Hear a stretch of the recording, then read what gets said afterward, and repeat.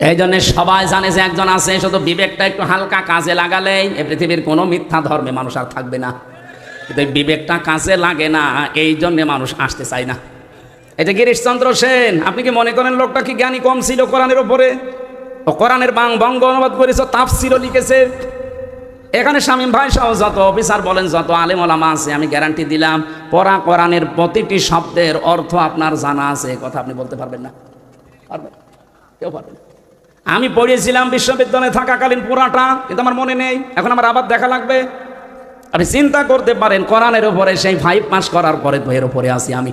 আমার এর উপরে অনার্স মাস্টার্স করা, আমি ডক্টরেটও করবো এর উপরেই, আমার কামেলও করা এর উপরেই, সারা জীবন চলছে এর উপরে।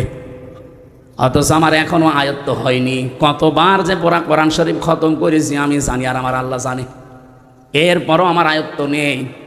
আর তাফসির করতে গেলে যারা লেখে তাফসির জিজ্ঞাসা করেন, এক একটা শব্দের একাধিক অর্থ আপনার জানা থাকা লাগবে, নয়তো আপনি তাফসির করে মেলাতে পারবেন না। দরবা শব্দের অর্থ কোনো জায়গায় মারা, কোনো জায়গায় সফর করা, কোনো জায়গায় দৃষ্টান্ত দেওয়া। এখন যে জায়গায় যে অর্থটাই অ্যাপ্রোপ্রিয়েট হবে, খাটবে, ওইটা ওই জায়গায় আপনাকে ব্যবহার করা লাগবে।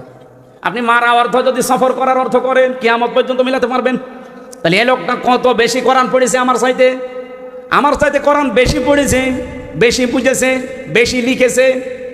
কিন্তু লোকটা মারা যাওয়ার পরে তাকে কিন্তু আর কবরে দেওয়া হয়নি, জানাজা হয়নি, পুড়িয়ে ফেলেছে।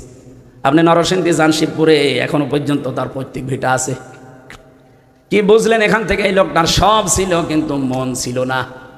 কারণ হেদায়েত পাওয়ার জন্য একটা মন লাগবে। ওই মন যদি কারো না হয়, আল্লাহ জোর করে হেদায়েত দেবে না।